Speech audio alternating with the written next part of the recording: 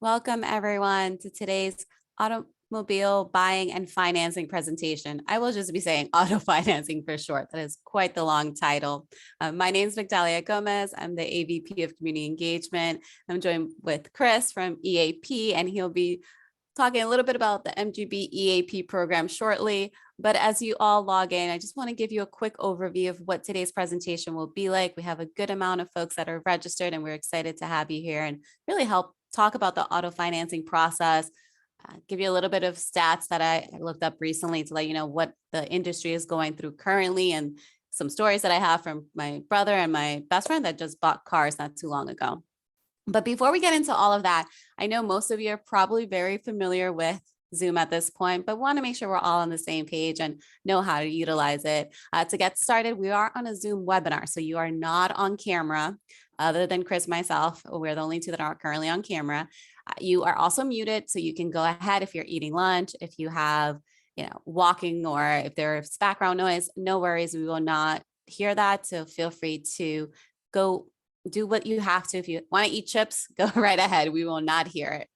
I do want to make sure though that we are answering any questions you have. Today's presentation, and really all of the presentations that we have here at the credit union, are 100% for you. We want to make sure that whatever questions you have, we are addressing. If I don't know the answer, I'll get back to you. We're really, the main focus is to get you the information that you want. So we want to make sure that you can still ask us questions throughout. For today's presentation, we're going to use the Q&A through Zoom. We are not going to use chat, only because with chat, I do love interacting via chat, but it could be hard and I don't want to miss any questions. Q&A gives me a little bit more flexibility because I can mark questions off as they are answered. So to make sure that you're comfortable using the Q&A, please let me know, where are you joining us from? That could literally be the hospital location that you're at. It could be the city, it could be the town, wherever, however you want to define where are you joining us from. Thank you. I see some people are already answering. Awesome. We have someone that's joining from Vermont, still Vermont. Oh, that's exciting. I actually just booked a little weekend getaway to Burlington, so I'm excited. Not quite still, I know, but I am excited to be going up to Vermont. Salem, Mass.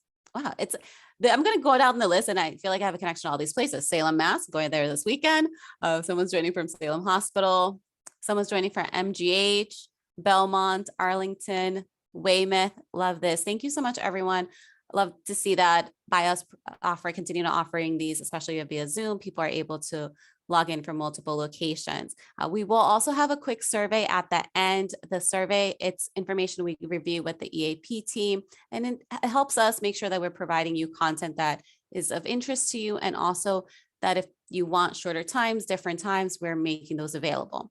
One of the feedback that we received was that folks really like when we record presentations. So we have gone ahead, we are recording this one, and we do have a MGB EAP channel where you can see all of the presentations. So if you are interested in something else that we've presented in the past, you can go to our YouTube channel, which is youtube.com/myhuecu. We will also send you an email. So you'll get an email with the link to the YouTube channel, which has all of the recordings, and also the presentation slides will also be emailed to you.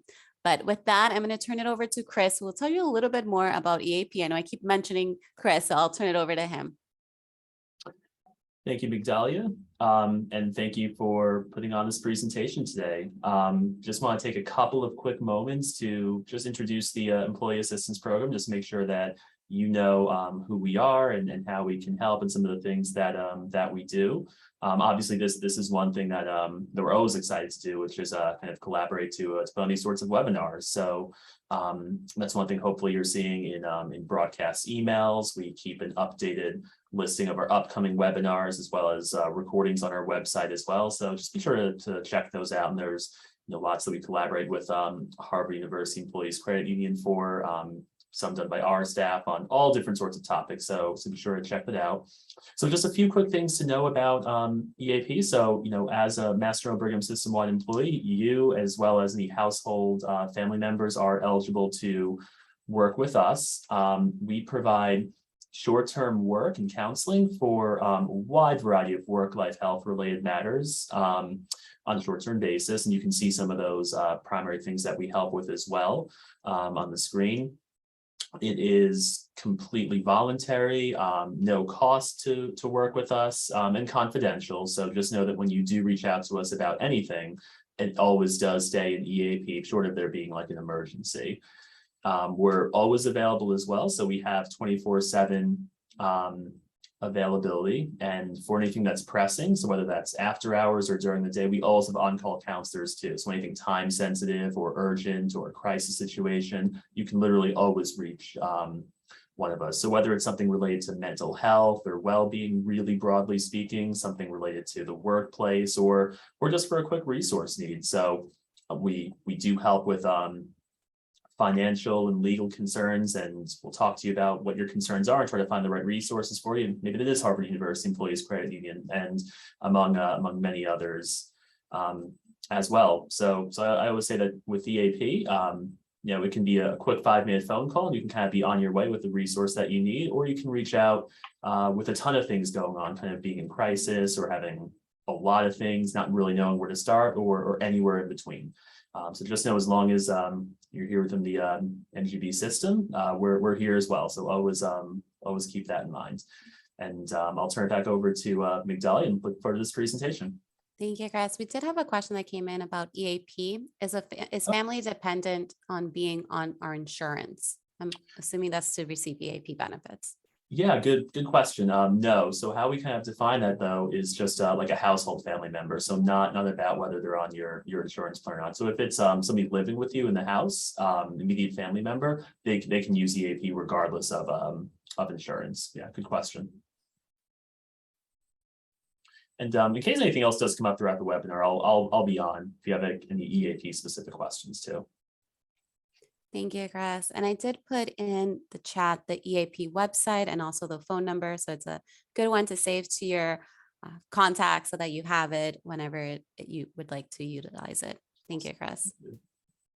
And I do want to tell folks there's also an option to submit questions anonymously. So if you do want to submit any questions anonymously, you can also do that.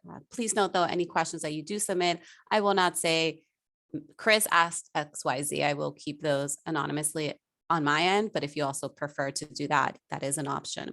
So I'll get started a little bit with who we are at the credit union. I know that I briefly introduced myself and Chris has talked about us, but who exactly is the Harvard University Employees Credit Union? What do they do? Who are those people? So we are Harvard's not-for-profit financial institution. We were created by Harvard University employees. We are Harvard University employees, but we are a financial institution that was essentially created, and we are here to better our community, to serve our members, which are Harvard affiliates, including all of you through the MGB system.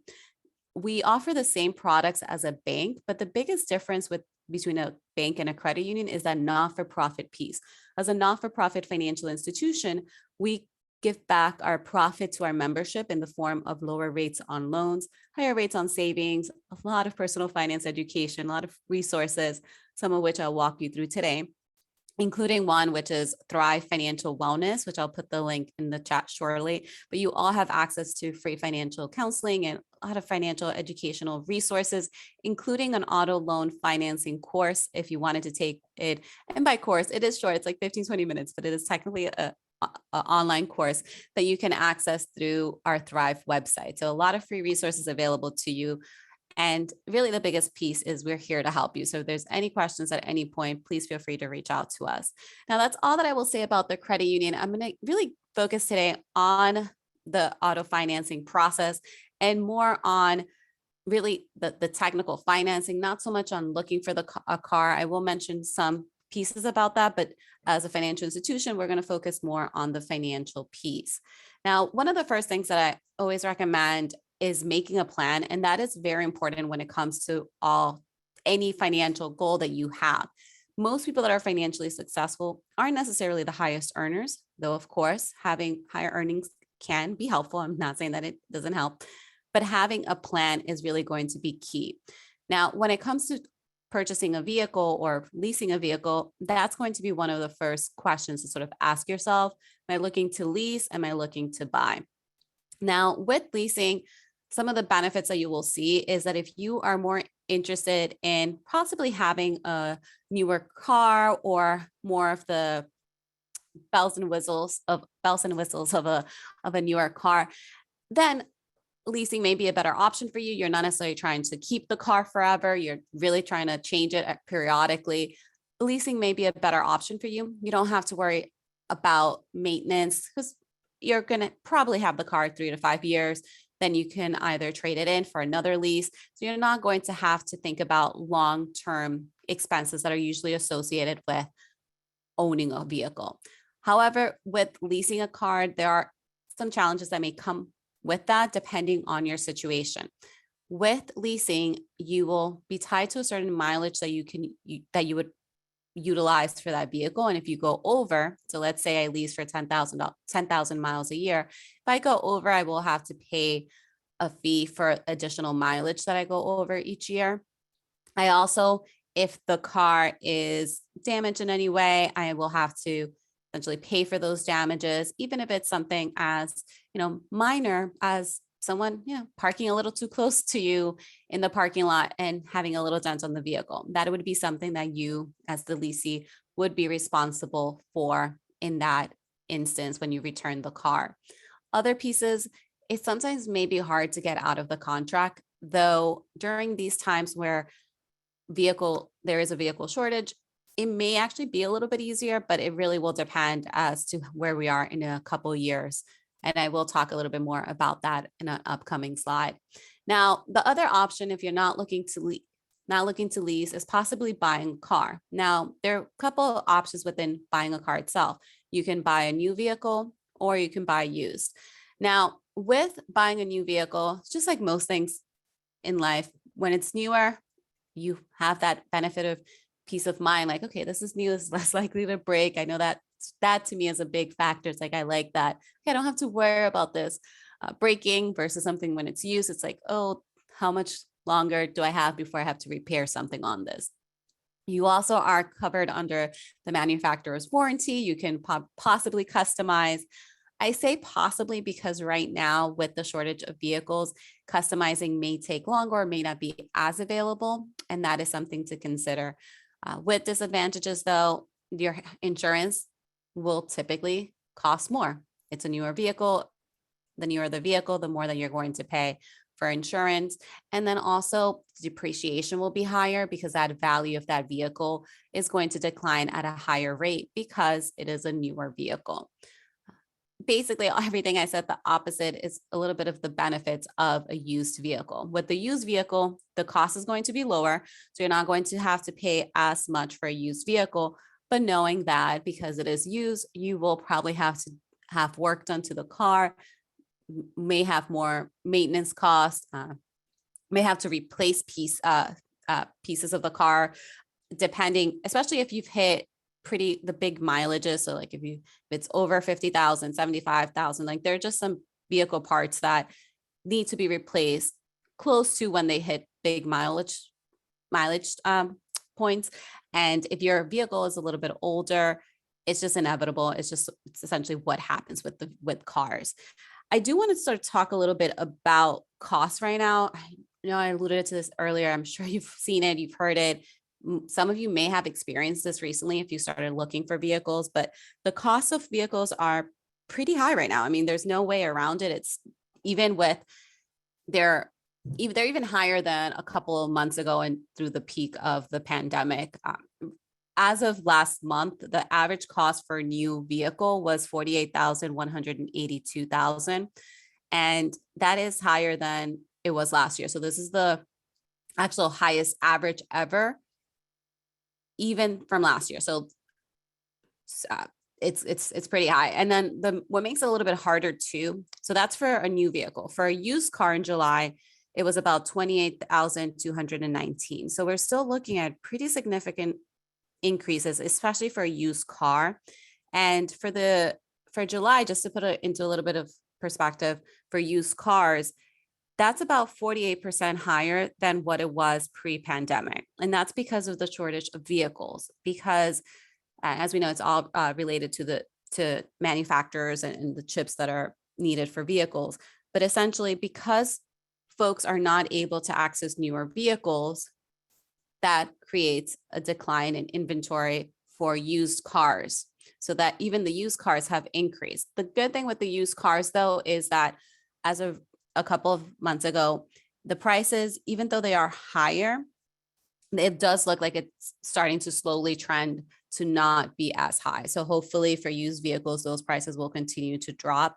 But right now for used vehicles, I believe I think it was about around 12 years that the average car right now that's on the road is about 12 years. So most people that have those used cars are really sort of continuing to have those used vehicles, and understandable because of the cost. Now, with this information, I know that it can be alarming. You're trying to get a new vehicle, whether you're leasing or buying, and the costs are significantly higher. So what are some sort of strategies? How do you finance? And a lot of this, if you are going to go with a used car, some of the things that you're going to that are going to be different now than had you been buying at a different time is that as the buyer, you may not have as much room for negotiating.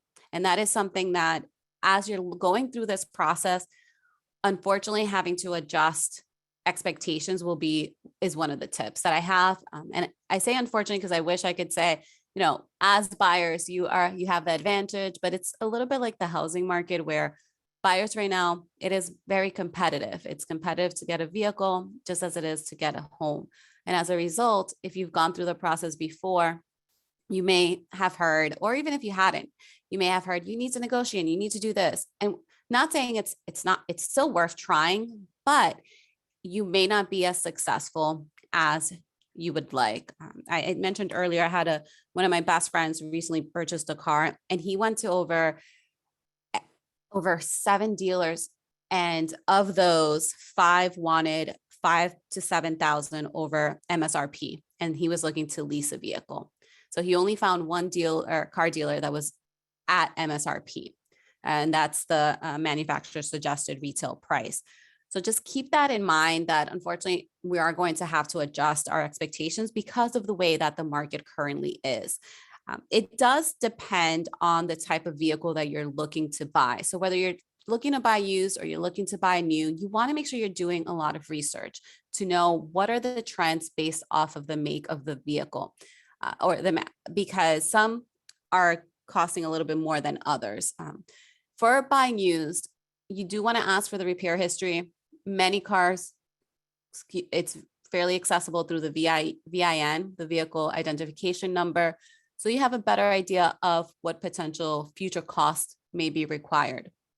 Another piece that's going to be helpful if you're buying used is to talk to an independent mechanic. Ask if you can take the vehicle to an independent mechanic. And if there are any major issues that come up under Massachusetts laws, and you do have to check with the state that you live in. I saw we have folks in Vermont. I know we have folks in New Hampshire that are on here. So every state is a little bit different, but in Massachusetts, you do have a certain time period where if there are any major issues with the vehicle that's used, you can return it. So you want to make sure that you're aware of the specific laws associated with your state. But taking it to an independent mechanic can potentially save you money in the long run, because it could be that the seller of that vehicle may not fully disclose everything that is wrong with the car. And it could also just be, they may not know, versus taking it to an independent mechanic.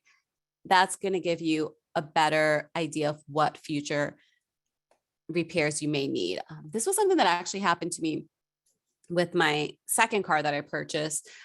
I was very fortunate. My uncle was a mechanic. I took it to him and he was like, nope, you have to return this. And he gave me a list of things.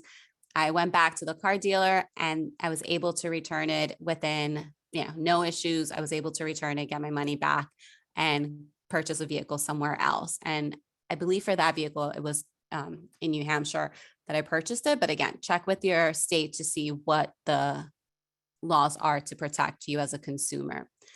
And knowing that most private sales are as is. So if something is wrong with the vehicle outside of like a mechanical issue, like if the tires need to be repaired, they're not going to change the tire if the tires need to be changed, they're not going to get you new tires. So it really is as is you're buying the condition of that car. For some of you, if you do currently own a vehicle and are trying to buy a new one, some things to consider, whether keeping, selling it, or trading in. Keeping a vehicle, if you currently have one, may be a good option if someone else in your household may need a vehicle soon. So for example, we see this a lot with parents. If they have a child that is going to get their license soon or going off to college, a lot of parents will keep the vehicle or family members and have the young adult then take on that car, whether you sell it internally, you do it as a gift, that's between the family. But that could be a good option, especially during this time where getting a used car will be more expensive. For folks that have a vehicle and are thinking of possibly selling it or trading it in, right now you are at an advantage. So if you do have a used car, because there's a shortage with used cars, you may be able to actually get a significantly good deal on that trade-in or selling it, depending on where you go. So as with most things, you want to check with a couple of different car dealers to see what options are available if you wanted to do a trade-in, or to see if you listed it private sale, what would those costs be to you? Now, that was a little bit of just basic information. I always like to get some information out there because before we get into the finances and the numbers, it is helpful to have that information. Now we're going to get into the car loans, the finances, all of those different pieces. First one is knowing what is your budget. And when I say what is your budget for car, I mean everything that goes is associated with it.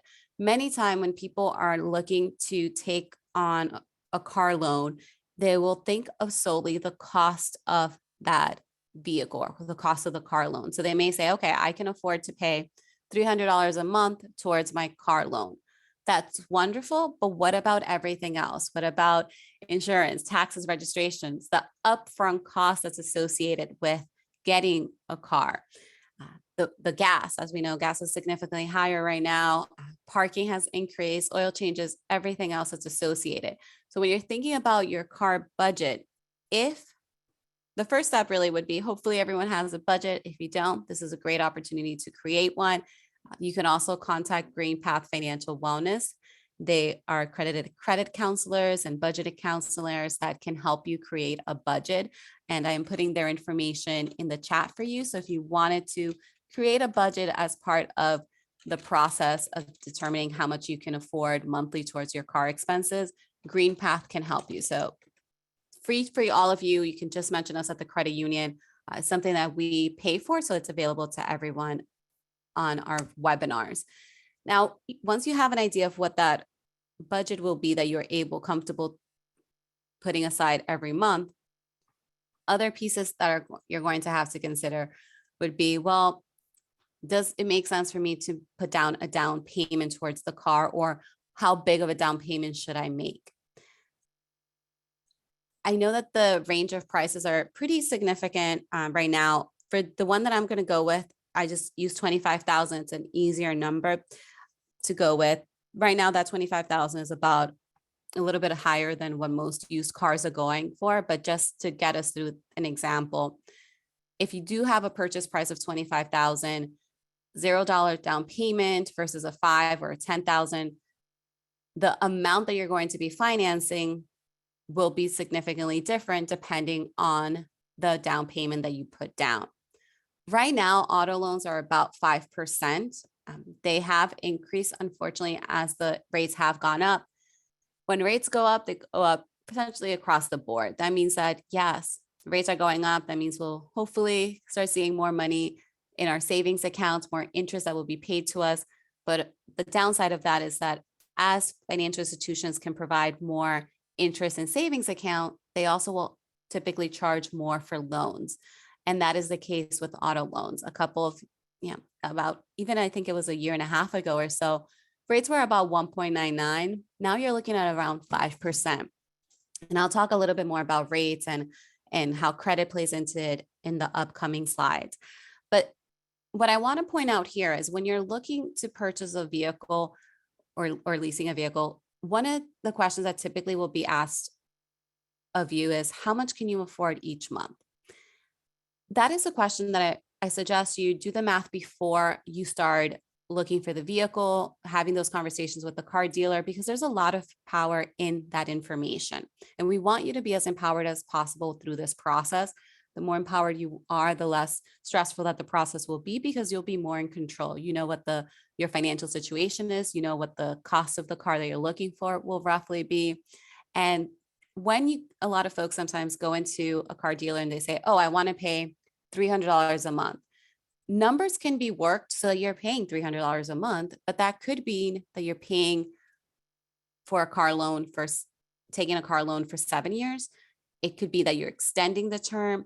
So it's really important to sort of do the math beforehand, know what you're comfortable with, and truly, even if you're comfortable with, let's say, $300 a month, maybe say that you're at $250. Give yourself that wiggle room so that when expenses come up with that vehicle, you have cushion in your budget to be able to take those on.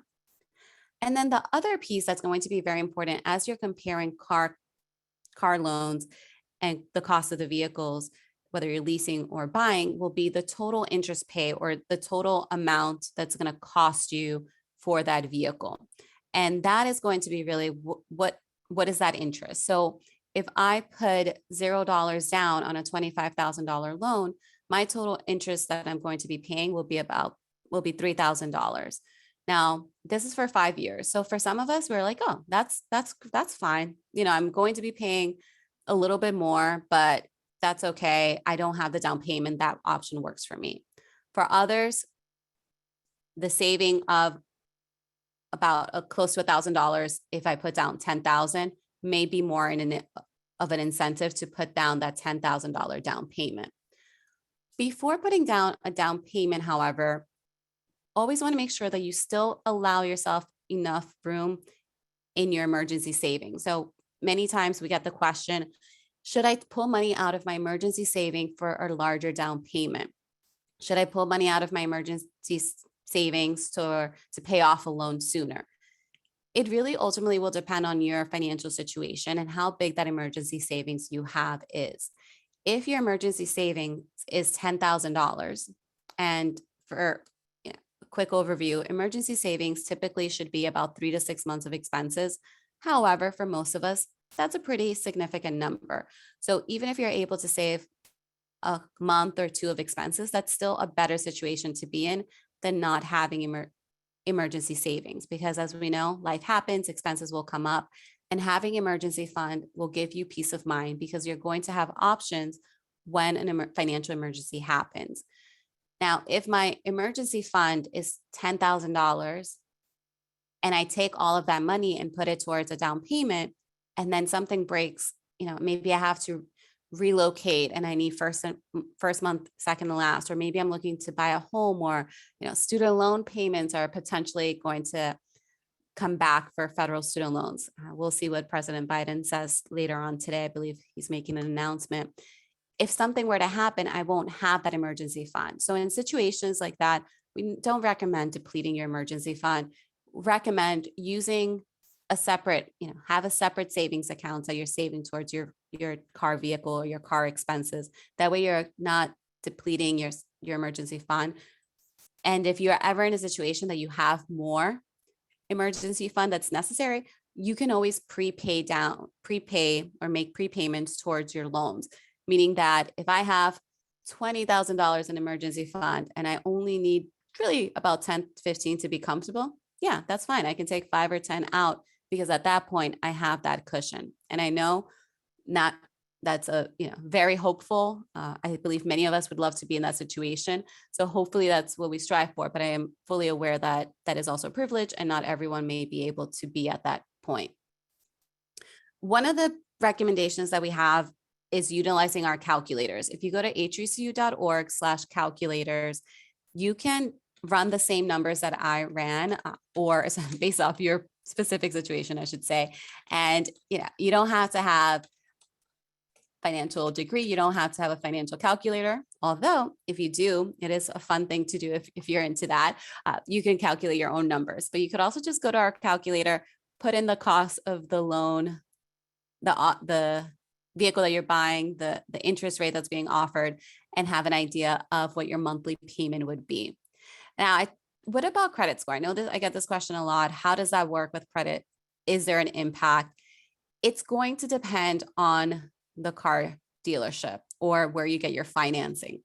And I'll get into much more details in the upcoming slides, but there are essentially two ways that you can get financing. You can get financing through the seller of the car, so usually the car dealership, or through your own financial institution. How they each calculate what your credit score will be will depend on that institution. There are some institutions that if you qualify for a loan, once you qualify, does not matter what your credit score is. Once you hit that minimum to qualify, you all get the same credit, the same interest rate on that vehicle loan. That's how we are at the credit union. We want to make credit accessible to everyone in our membership at the same, and we have it at the same rate. So if you qualify, everyone, whether you get an 800 or a 750, you're going to get, or a 650, you're going to have the same score, the same interest rate. But there are other lenders that will do what's called tier pricing. So the lower your credit score, the higher the rate of that vehicle will be. And this is something that I've seen very often with the members that we've worked with that sometimes come to us with loans that are not through us. And I've seen, I think the highest car loan that I saw, the rate was 17%, which was pretty, it's pretty significant. And that was about, I think like 3 or 4 years ago. So it wasn't that long ago. And that is why if you ever drive past most car dealerships, they're like, no credit, no problem. We finance everyone. Yes, you will get financing, but the rate may be significantly high. If you're in a situation that you're not quite sure what your credit score is, encourage you, look on your financial institution's website, look on their app. You may be able to, most financial institutions, most credit card companies will offer you your credit score for free. So that is one of the tips that I have about gathering information. Know what your credit score is before you start applying. That's going to put you in a better situation. Also ask, does my credit score impact the interest rate, or is it set for everyone that qualifies everyone that qualifies gets the same rate? Another piece, if you're not sure what your credit score is, or if you perhaps want to improve your credit score, through Green Path, which I put their link earlier, they offer free credit counseling. And this is also anonymous. It's not shared with the EAP. It's not shared with your employer. You can contact them. They can pull your credit report for free. It does not impact your credit score. And they can walk you through some tips on how to bring up your credit score. So if you're in a situation that your credit score is, I would say anything probably under 670, 650, may be worth calling Green Path to see, are there any quick things that you could do that would help bring up your credit score before you go and apply for a car loan. However, if you don't have that time or you're not able to bring up your credit score and you do get a higher interest rate, know that you can refinance your car loan in the future. And double check, triple check with your original car loan lender that is an option. But with most car loans, there's no prepayment penalty, meaning that you're able to refinance. And that is something we see very often. And sometimes is a reason why folks will go through the car dealer to get their car loan, because it may give them a better deal on the vehicle. They may do that and then in the future refinance. So that is something I want to make sure everyone's aware of. You don't have to get stuck with that car loan at that car rate if you have a lower score. Once you bring up your score, you can always refinance. And if the rates drop in the future, that may be another benefit of refinancing. And the cost of the car loan is really instrumental, because a lot of times people will focus on getting the best deal on the vehicle itself, which I understand it's important. We want to do that, but they don't put as much effort in the financing piece. And the financing piece, here you see an example. The car, $20,000, or the loan amount, I should say, is $20,000. And at a higher interest rate, that car is going to cost about $6,500 more than at the lower interest rate. So pay attention to the total interest paid, because that is yeah, depending on how long you have the car, depending on the loan amount borrowed, that could be a couple $1,000s of savings right there if you're able to find the best financing option. And I always like to remind folks to do the total vehicle cost. So this is going to be also really important right now that cars are going higher than MSRP, because if the car is going higher than MSRP and you're paying more in interest because the rates have started going up, that total vehicle cost that you're looking to buy a car and spend about $20,000 on it may end up costing $30,000 because it could be higher in MSRP and the total interest paid. So when you're calculating the cost, and legally you will get loan disclosures, which will show you what this total vehicle cost will be, but you want to see, well, what's the cost of the loan and the interest that I'm paying? Is this vehicle that I'm buying, is it worth it? Should I wait? Should I hold off? Or should I go with another car option? Another question that we get often is, do I need a cosigner? It depends. With car loans, as you saw in the previous slide, typically most people don't need a cosigner. The lender or the car dealership will just charge them a higher interest, but that's significantly costly. So there are times that if you're in that situation that your car loan, your auto loan rate will be anything over, I would say 7%, maybe worth to ask, well, what if I have a cosigner? For some car dealers, they may take the average of your credit score and that cosigner, or they may go with the cosigner's score. It really depends, but that could be a way to save you money.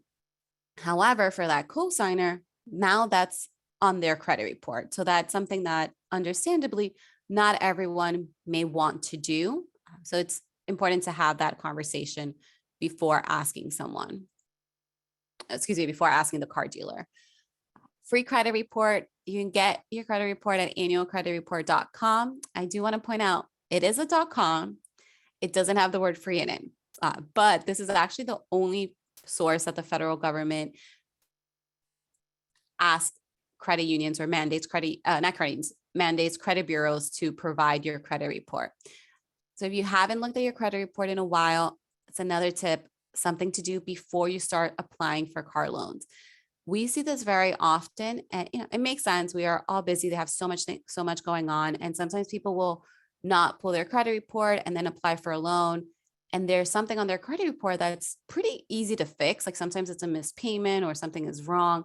And because that was not fixed prior to them applying for that loan, their credit score is lower and they have it has a negative impact on their rate that they're receiving. They're getting a higher interest rate. So make sure you pull your credit report before starting to apply for loans. It does not impact your credit score.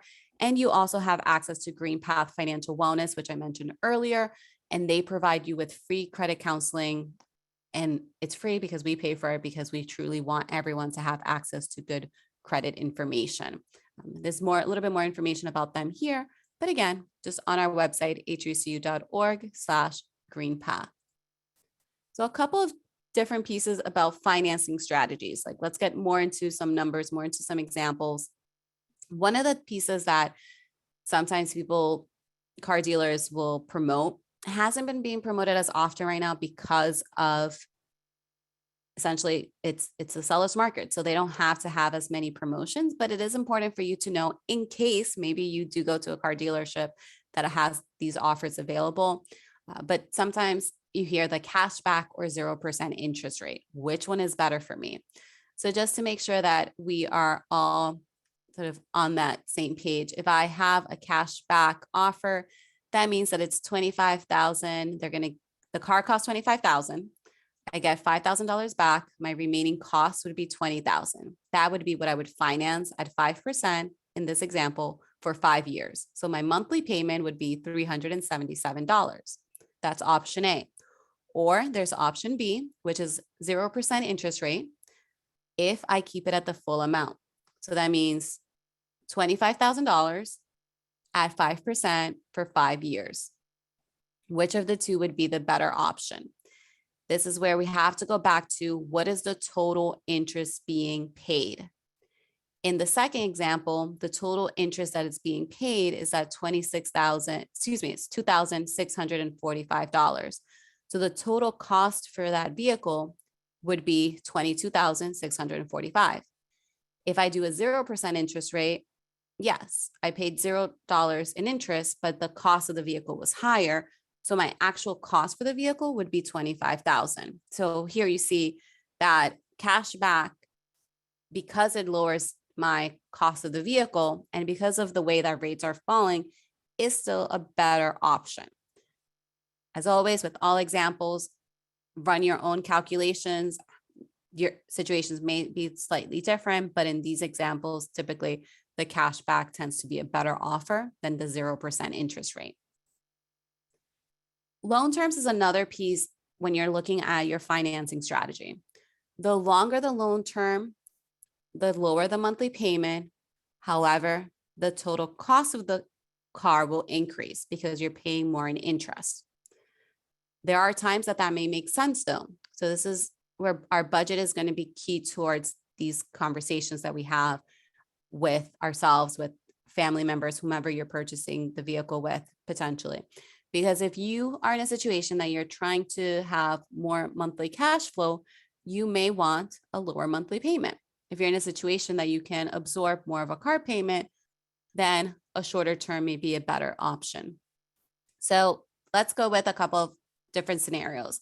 If I have a loan term for 4 years, so a 4-year car loan for $20,000 at 5%, my monthly payment would be $461.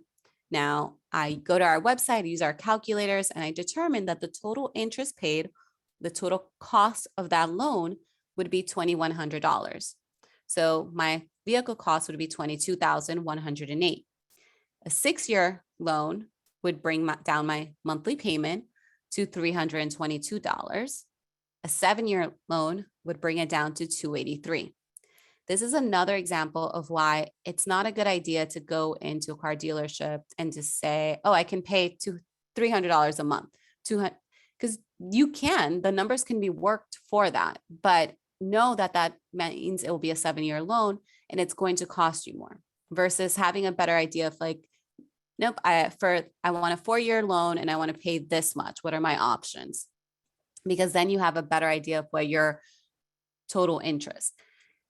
Because of the rate, 5% is higher than it has been in the past couple of years, but it's still relatively lower. They are, it's not in the double digits, I will say. Because it's not in the double digits, the cost here, the difference, it's a $1,600 difference to have that car loaned for 3 additional years. That monthly payment, $283 versus $461, it may make sense in my financial situation today to take that longer car loan term so that I have more flexibility in my month-to-month finances. Another option though could be I could take that 7-year car loan and instead of paying that $283, I could pay $300 a month. I could pay $325. I can actually pay more.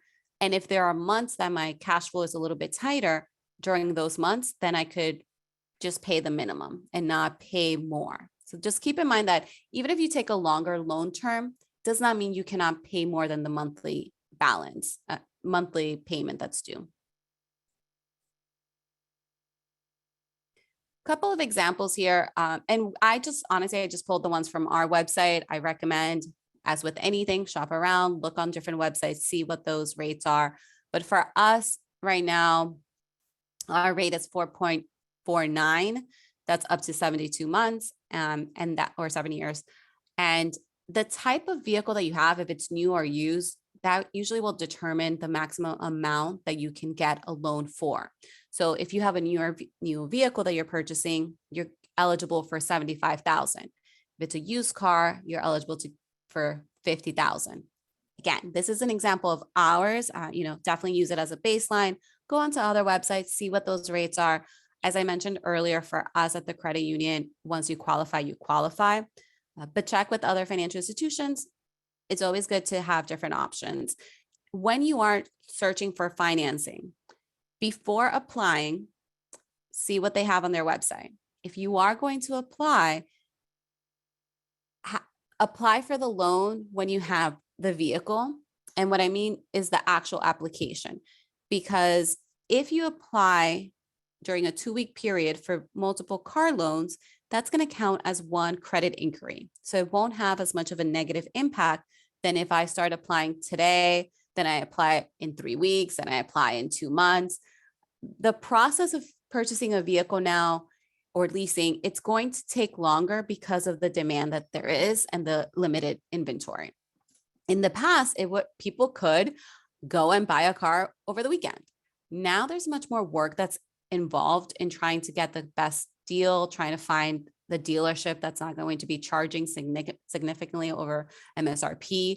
So that process could take longer. So if you start applying as for a car loan before you have that before you have that car, just to know what your rate will be, that could have a negative impact on your credit score, and we don't want that. There are different types of financing options. So I know I started off with sort of these are the rates that the credit union has. And the reason for that is that that's typically not what people will sometimes think about is, oh, I could get it through the credit union. I could get it through the bank. I could go get a loan. And that is an option. And it's good for you as an empowered buyer to know what rates are available to you before you go to the car dealer. Because yes, car dealers do have finance options. However, it may be that you have a better deal with the credit union or with a bank, with another financial institution. If you could, one of the things you could do is you could get a pre-approval, and that actually doesn't impact your credit score. But again, for ours right now, it's a 4.49, but check with your other financial institutions to see what would be the rates with them if they are tiered rating process or tiered pricing based off your credit score. Because if you know, okay, I can get a 4.49 with HUECU, I could get a 5.30, making that up, from ABCD credit union. Then when I go to the car dealer, they're going to provide me with the option of doing financing through them. So they're going to put me in the system, run my credit information through usually a good amount of financial institutions that they work with, sometimes across the country. And then they're going to come back and say, hey, you qualify for these different rates with these different institutions, financial institutions. It could be that I could qualify for, 7%, 8%, 6%. And out of those options that I am given at that moment, I might say, yeah, 6% sounds great. But that's because I didn't know that, oh, actually, I could get a 4.49. And I wouldn't disclose that. I would sort of see what's available and then see what options you have with, and then see what options they'll provide you with. With the auto loan process itself, I just noticed a quick question, so I'll just take a moment to answer this. Does the pre-approval hit my credit report? For us, it does not. I would still check with whichever financial institution you go with. A lot of times pre-approvals do not hit your credit report. They usually are just provided, it's a soft inquiry essentially, but I would check anytime. And actually, thank you for that. I'll sort of clarify this point. Anytime that you apply for a loan or a pre-approval, they have to disclose whether or not it will impact your credit score. So take a moment, read through that fine print. Do not hit submit until you know, is it going to impact my credit score or not? Typically, it does not, but I can't say for everyone, but they do have to tell you if it is going to impact your credit score. Thank you for asking that. So a quick overview of the auto loan process. If you've never gone through this before, or even if you have, it may have changed. Typically, once you have a car in mind, you can submit the loan application. And this is for the actual application, not the pre-approval. The dealership is going to provide you with the new registration, a title application. You sign your loan documents. Then those funds that you applied for, let's say with us or with another financial institutions, are made available to that car dealer. With the car dealer, if you go through them, they're going to submit your pull your credit report, tell you what loan options you have available. And the process is 100% through that car dealership. So you don't have to necessarily go through a financial institution outside of that car dealer. The benefit could be that you could get a better rate outside of that car dealership.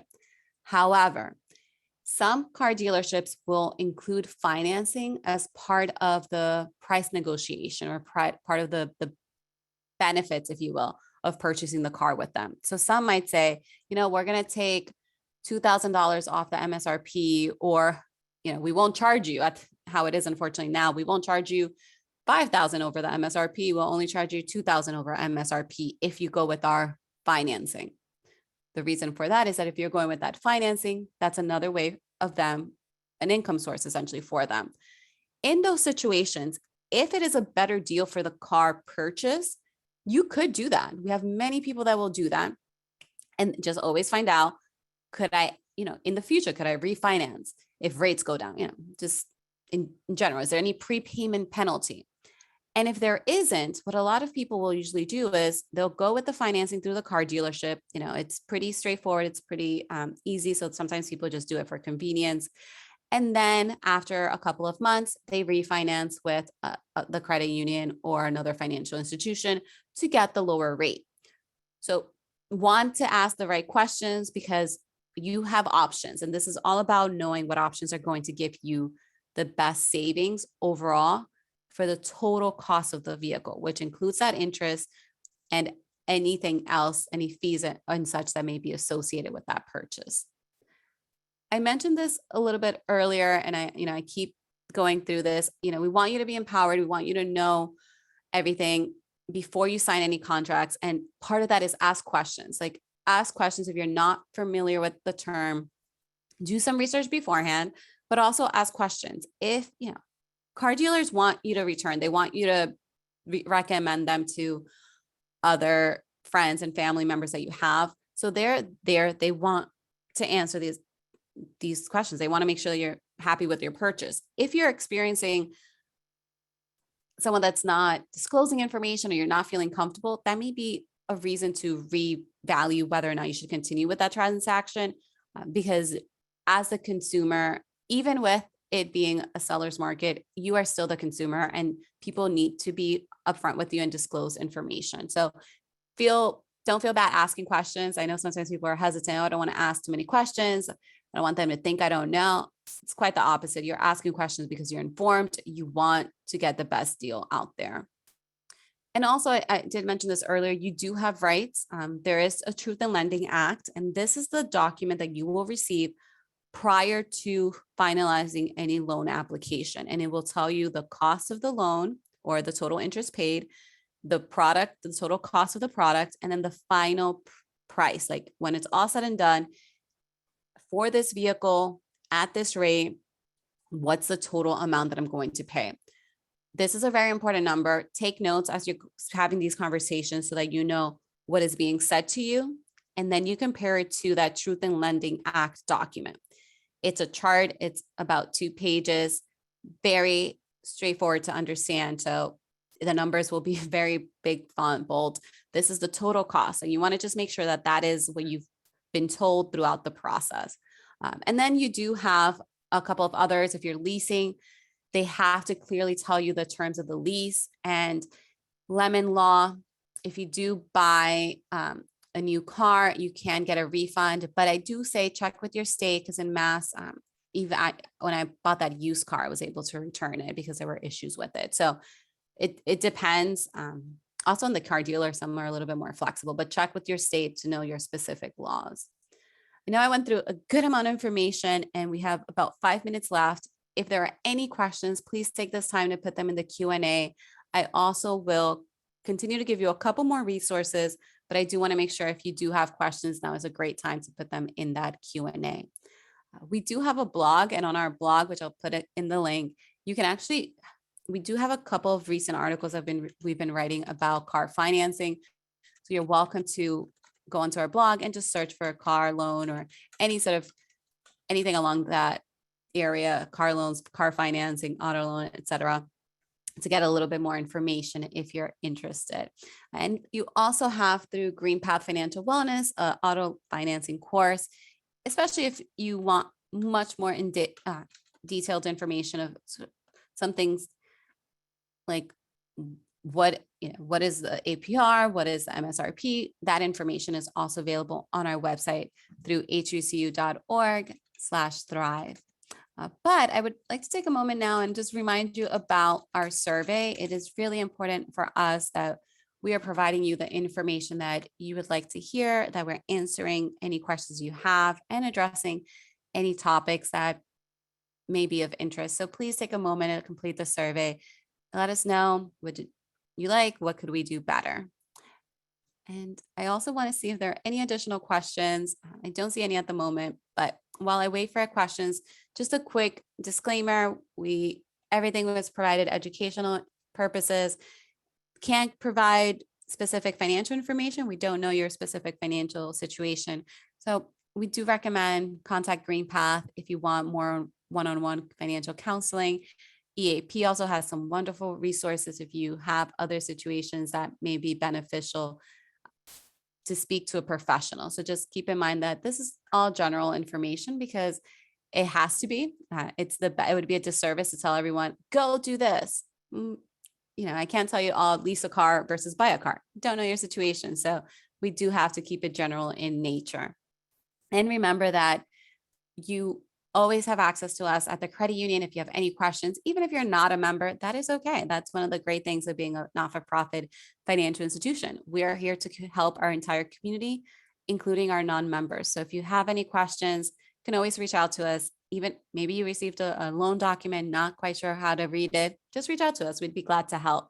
One of the questions that came in, will we be sending a recording? Yes, you will get a recording probably by early next week, or I would say earlier next week, but we'll try our best to get it out at the end of this week with the recording and also the slide presentation and links to GreenPath and a couple of the other resources that I mentioned. However, if you may miss an email, I know it's a lot to keep track of. There's so many emails nowadays.